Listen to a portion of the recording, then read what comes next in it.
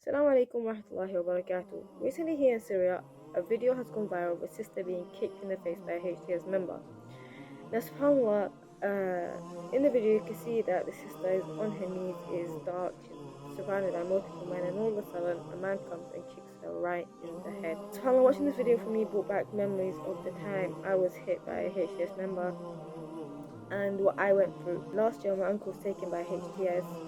The second day after he was taken, we went out to do a protest because we didn't know where he was or why he was taken. At the same time, my aunties along with the little children were put under houses by HTS. As I'm filming and walking up, the men were screaming. They were like, "You're not allowed to come here, don't come here." So one of the people that were next to me said to me, "Wait, just don't go up there, wait," as I was not expecting what happened next. So in the video you can see the phone flies straight on my hand. So what had happened was one of the HTS Emily's, he shoved me in my shoulder really hard and he flung the phone at my hand. You can then see that they go on and try to stand the phone to break the phone. And the HTS members were standing in front of the gate that goes down to my auntie's house, and they were not letting us see my auntie, they were not letting us see the kids. So I got into this wall. This wall is not a high wall, just like kind of a low wall. I stood in it in order to talk to my auntie, and I'm trying to ask her, is she okay? Is the kids okay? What's going on? So when I looked down, and there's a guy, he's pulling at my legs, and at the same time another man had come on the wall, and he was pulling at my arm, like he was holding my arm, and I had a phone in my hand. I was filming. And at the same time, another man, he was coming over me. He was trying to grab the phone.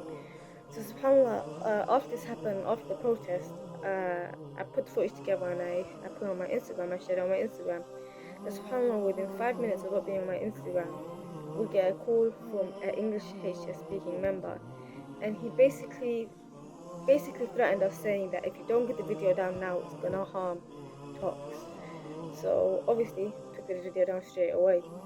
The next day after that, I realized that I went up to work and I realized that there was a car following me, a car of HTS Emily's, and that happened for a long time, for like a week after my issue with them.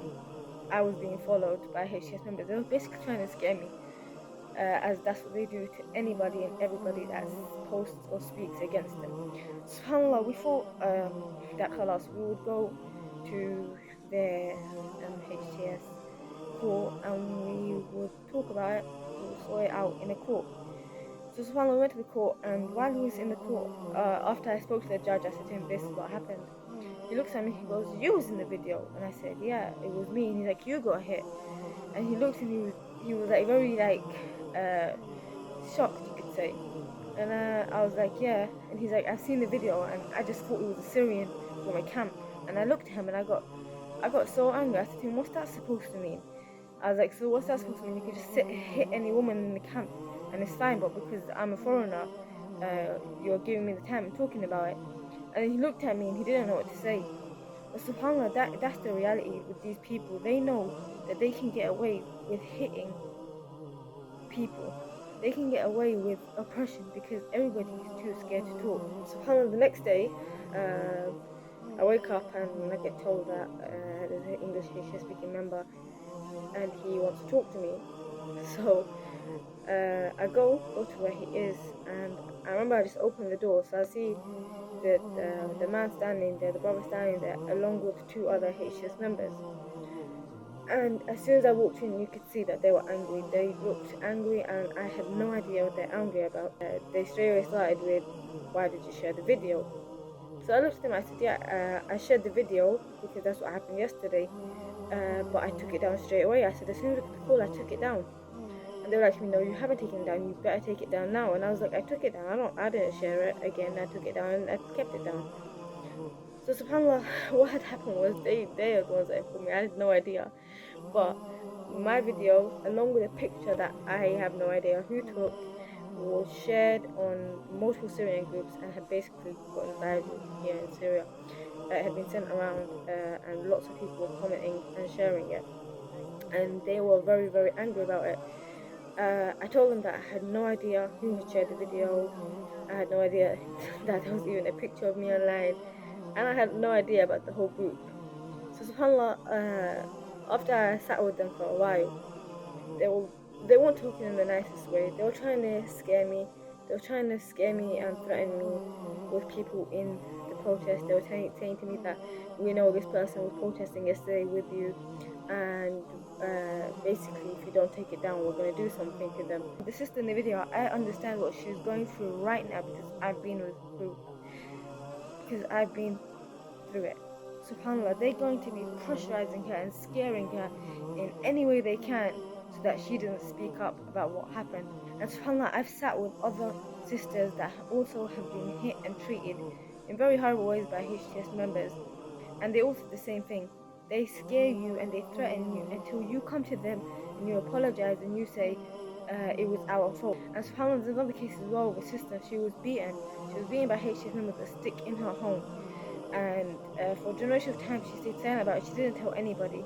And in that time, they were threatening her. They would come to her house at night, banging on her door. They were following her in the night wherever she goes. The same thing they were doing with me. Same tactic.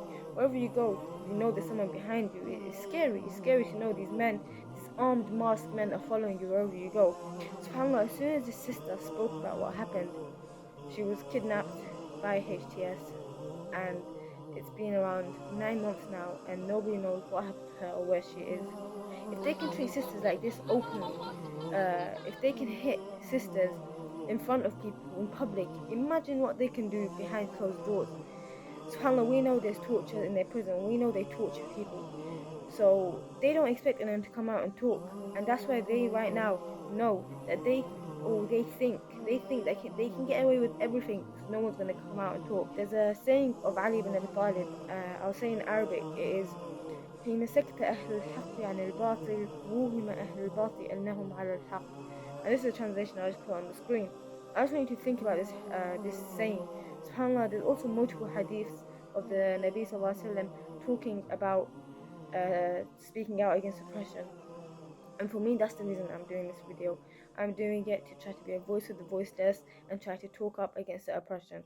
Assalamu alaikum wa rahmatullahi wa barakatuh.